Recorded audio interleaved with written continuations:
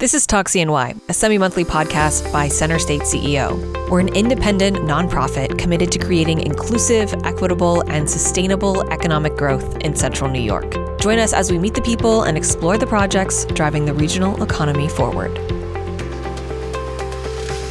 This is Talk CNY presented by NBT Bank. I'm Katie Solkowski, Director of Communications at CenterState CEO, and your host for Talk CNY. Each dollar spent at a small business is returned into the local economy 1.5 times. So it's no wonder that small businesses are sometimes called the lifeblood of the local economy. Here at CenterState CEO, we are lucky enough to support and work alongside many of these small businesses and entrepreneurs that are making our neighborhoods more vibrant and helping our region to grow. On this episode of Talk CNY, presented by NBT Bank, we introduce you to two of them, Michelle Cruse of Cracked Bean Roastery and Keeli Manning of Doomsday Pasta. Well, Michelle, thank you so much for being here today. Thank you. Thank you for having me. So tell me a little bit about the Cracked Bean Roastery. Who do you work with? What is the business? Yeah. Where are you? So we are a coffee roaster by passion, and we are also a brick and mortar traditional coffee house and cafe.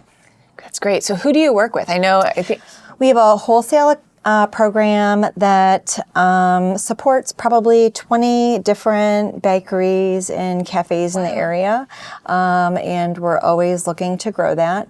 And then, of course, our own cafe that we support, specifically, like if you're looking for other cafes that we support. Darwin's right across the street carries our cold brew all of the time. The Sweet Life of a Baker in Cheryl carries our coffee. We stock coffee all of the time down at Green Hills Farm. So if you love our coffee and you want to buy retail bags and we're not open, you can grab coffee there. Bella Vita Bakery in Oneida. Local roots. the list goes on. Yeah. So Cracked Bean is how many years old now? I started the company in 2018. Okay. As a passion side hustle. Mm-hmm. You know, everybody has side hustles, and for us, it was just roasting coffee. We wanted a better cup than what we were finding in Central New York, and started probably 15 years ago roasting just at home. Oh, wow. And how do you roast at home? What was that like? We started with pan roasting. So like you can roast just over like a not steel, but cast iron pan.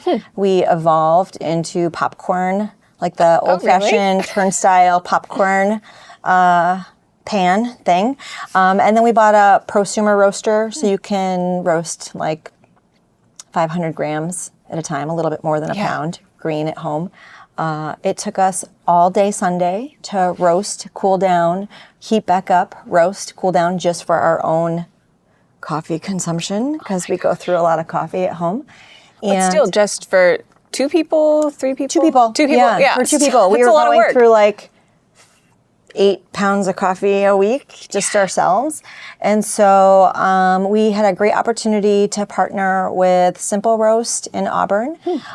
Simple Roast was looking to expand their roastery program and the business they supported for themselves, and they needed to scale by buying a bigger roaster. And most small micro roasters don't have the capital to push out for a new roaster and then cycle repeat. So what we did with Simple Roast was we purchased their roaster. Oh, wow. They still used it. So we paid them in advance. They still used it. And in the meanwhile, they taught us how they were roasting. Learned how to tear it down, clean it, put it back together. And then when his new roaster came in, we installed that roaster in our garage at home. Oh my gosh. So that we could roast for ourselves, but in larger batches and take a shorter amount of time. That very quickly evolved to having way too much coffee at home. It's kind of like you plant one zucchini plant. You want zucchini. Right. But you just can't plant one plant. So you plant like 8. Right. And all of a sudden you have so much zucchini that you're making zucchini bread. Yeah. And you're like ding-door dashing, leaving zucchini on people's doorsteps. We were doing the same thing with coffee. And finally we had a large group of individuals saying, you really should start a business. And we're like, oh no. No. We have kids at home. We have businesses of our own. We are working for someone. There's no way that we can add on one more thing. Right. And we did anyhow. Yeah. And so it was a side hustle. We had great teams and employers in 2018 that were very aware of our side hustle. And we roasted, sold out of our roastery in Manlius at the time on Saturdays while we were fresh roasting, and then also went to some local regional markets, so farmers markets, and just sold whole bean, and that was it at the time. No like crafting coffee for people. COVID changed the world for everyone, and we got the great opportunity to expand our business. So lots of businesses retracted in COVID. We expanded into the brick and mortar and opened our brick and mortar location on James Street in 2021, early 2021. And we've been running nonstop ever since. I bet. Yeah. It's a really popular location and store itself. Still growing. Still growing. Yeah. So we started just Glen roasting and just myself in the cafe. We outsourced all of our baking at that point in time with local bakers, and very quickly found that we couldn't do it on our own. So we hired a person, and then a person, and then a person. And by the end of 2021, we had a small army of baristas. And in 2022, started baking a couple of things in-house. Just wanted different offerings that weren't provided by our wholesale bakers. And in 2023, I transitioned to baking everything for the most part. We still partner with Sweet Praxis for wholesale items. For just a few, for 4 different items, we get from them. Vegan items primarily, because we're not a vegan bakery. And everything else is made by hand. Wow. At James Street. I mean, what was that transition like? I mean, because I take it that, what were you doing before? I have a master's in education, and I have a master's in executive healthcare leadership. So you weren't roasting coffee and baking full time before. So no restaurant experience, no entrepreneur experience, no brick and mortar cafe bakery experience. Baking at home, just things that I love, but that's it. So what was that transition like to do, to start a brick and mortar store, to start selling items, to start baking on your own? Well, because we have a passion for coffee, the coffee piece was really easy. And that's really where my passion still lies, is the coffee. We are ever so much in the pursuit of a better cup and sourcing better beans or different beans from different areas all over the world. We're really working with small farmers who can be sustainable in their regions of the world. The baking piece of it is out of a desire to have a product that our consumers really want and crave. And then in addition to that, we wanted to be able to have quality control, have product consistency, and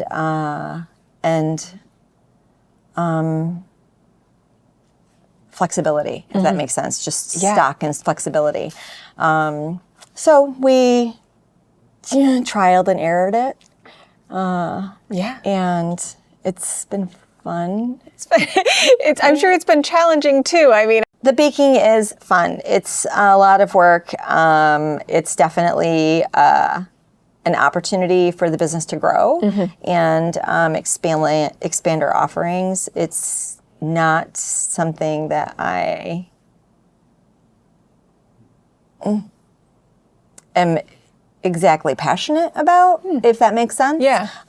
Because the coffee is really where my passion lies, but it's a business need, and I just tackle it one step at a time. I mean, entrepreneurship to you, it seems like it's this thing that has kind of naturally come along the way of your journey. Yep. What's that been like? I mean, did you anticipate having to kind of engage in all these different business aspects? Because running a small business is much different than being involved in a large corporation. Yeah. I think that being involved in a large company with a mountain of teammate and support teams behind you prepares you for leadership and prepares you for large businesses, but it gives you very little insight in the day-to-day operations of small business.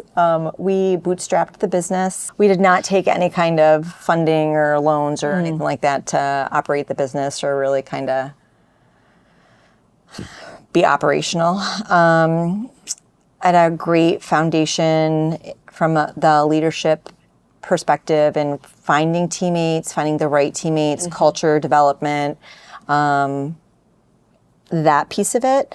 What I didn't really have a firm understanding of, I think, in the get-go was chain supply. Yeah. I never really had to fully handle the HR soft skills of my team development. Like I knew how to onboard the right teammates, and I had a great training regimen, but I didn't really have a firm policies and procedures. I didn't have a system set up, because when you're involved in a large scale corporation, those things are already developed before you. Right. When you walk in the door.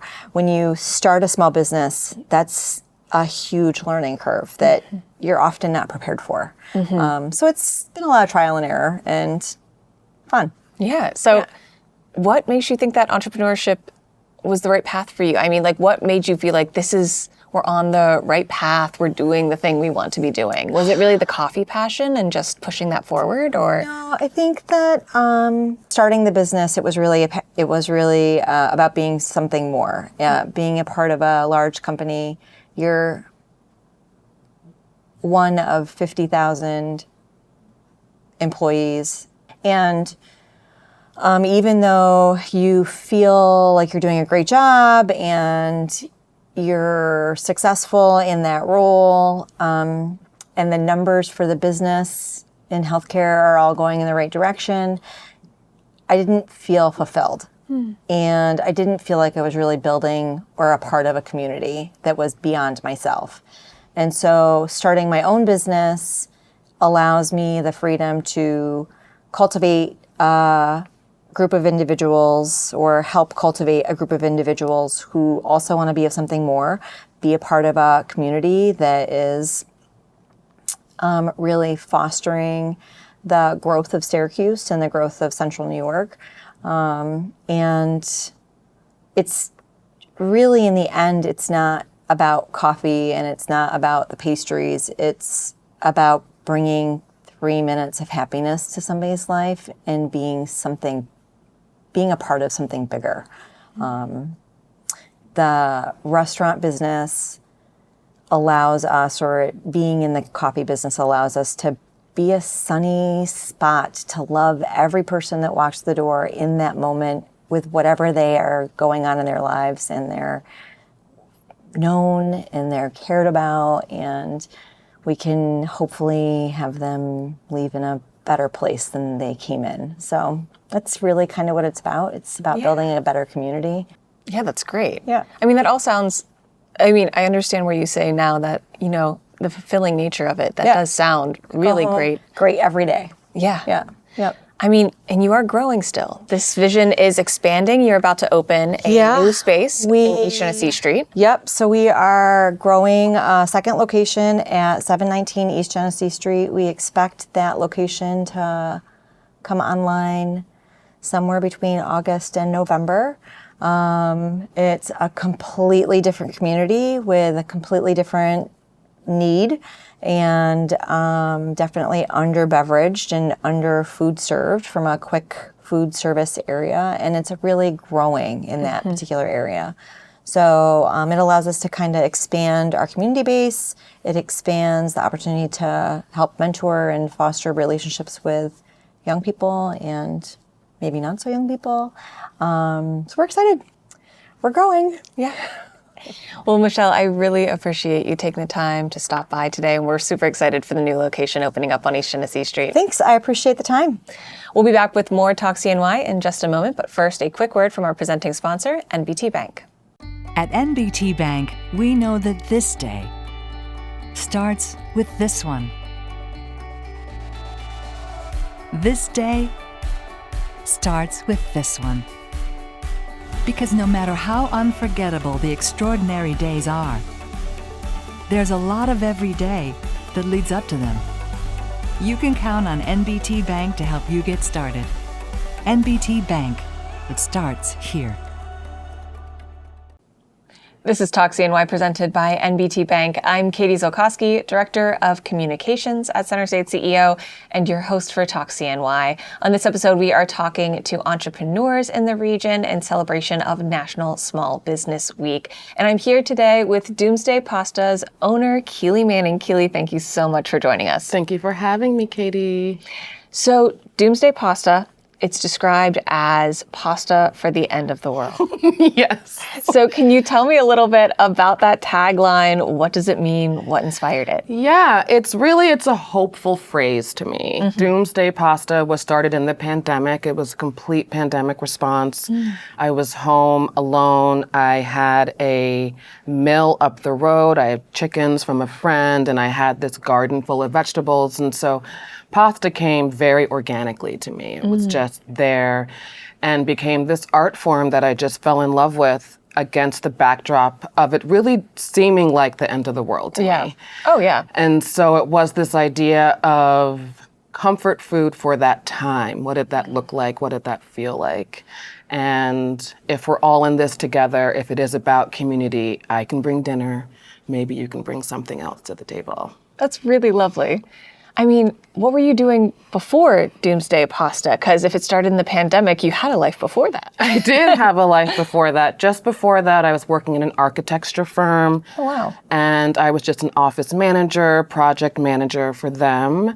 But before that, most of my life was in the other side of food, in grocery, retail. I was a sales agent for a long time in Philadelphia.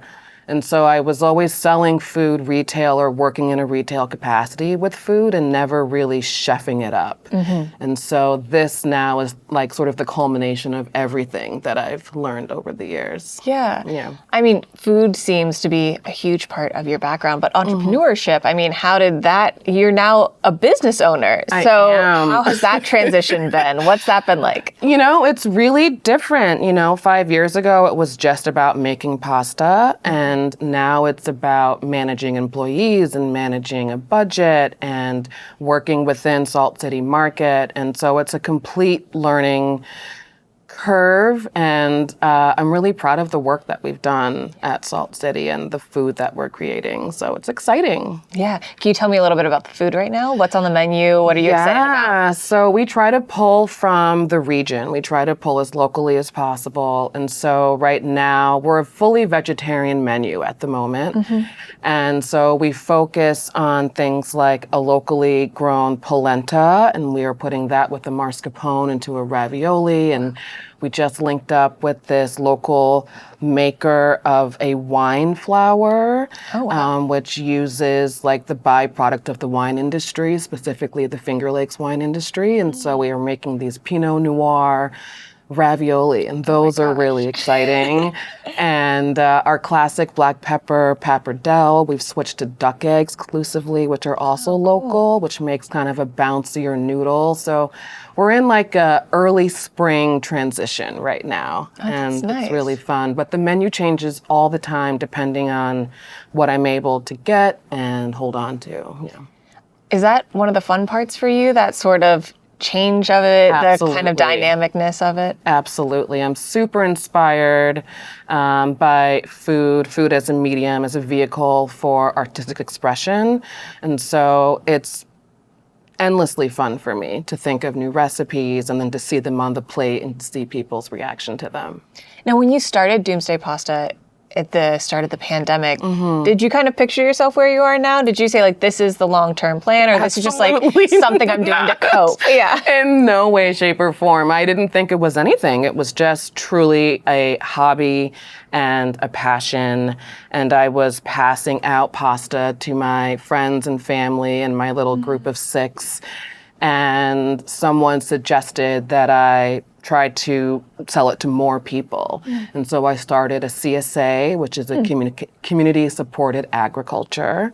And so I had a ton of clients that would pick up pasta every week that I would make. And it would be things like an elderberry soprasine or a turmeric dough, or, you know, just really kind of out there flavors using a lot of local ingredient. And that is where I thought maybe that's where we'll cap out. I never in a million years thought that it would be a cute little 15-foot restaurant at Salt City Market. No, I mean, was there a moment for you where you were like, the switch was made, where you were like, this is no longer just me and my friends and me and my family, but this is like something a little bit bigger I want to put more time into, more of myself into? I think when I realized that I truly loved making pasta and really love the process. There's a theory in pasta making called pasta therapy, where this meditation of rolling the dough and making the repetitive shape is a form of meditation and a form of therapy. And I got really into that. And it truly, I think without pasta, I'm not sure how I would have processed the pandemic. And so it really, I think when I realized that and that I could maybe put that to work, that connection really, for me, was when it all came together. So what's it been like kind of doing this full time now? So what it's been like doing this full time has been a wild ride. I mean, making pasta at home for a certain amount of clients to now opening it up to the entire city has been quite the transition. And it's been really rewarding and really exciting to see people respond to foods that they haven't tried and to kind of push the envelope. Being a vegetarian pasta bar is kind of different, I think, for Syracuse. And so I'm really impressed with how people are consuming the food and enjoying it and giving us that feedback. Now, what has been some of the best advice or the best support you've received along the way? I mean, I'm sure, because owning a business is a lot of work, and you get a lot. You get a lot of feedback. Everyone has some thoughts. And I think some of the best advice I've ever gotten is just to stay as true to yourself as possible. That you will get a lot of opinions, that you will get a lot of input, and the most important thing is just to stick to who you are and to try to communicate that as best as you can to the customer. Yeah. I want to talk a little bit about Salt City Market, where you are right now. How did you first kind of get into the stall? You were started in January, correct? I started in January. We first started talking, I think, in November. They came across my Instagram and were really excited about it. And so they started a conversation with me about what it would look like to take over that pop-up space for a couple of months. And we agreed to do it from February through March. And then now it's been extended through June and potentially extended for a couple of more months after that. So it's been really wonderful. I love the market. The vendors are incredible people, so hardworking, so salt to the earth, creating amazing food. And then the management team at Salt City Market is wonderful. Real people that care a lot about the community and about their vendors. So very lucky. Yeah, it's great. I mean, it really is a great space. We're lucky to have it in Syracuse. Yeah, for sure. So the big question is 5 years from now. Yeah. Where would you love to see Doomsday Pasta? Oh, you know, now that I think I am dreaming bigger, and I don't really know specifically what I want it to be, but I would love to be still a fixture of Syracuse and to still be providing good food to the community in some way. I'd love to be more involved in community projects and working with community centers and things like that, teaching classes, just continuing to grow as much as we can as possible and support as many growers and farmers as we can in the process. Well, Keeli, thank you so much and best of luck with everything. Thanks, Katie. Thanks for having me. This has been great. CenterState CEO's podcast, Talk CNY, presented by NBT Bank, is available on all major podcast platforms or CenterStateCEO.com. Additional content and clips can be seen across CenterState CEO's social media channels. For new episode reminders, be sure to subscribe in your favorite podcast listening app. And don't forget to leave a quick review or 5-star rating. Thanks for listening to Talk CNY, presented by NBT Bank.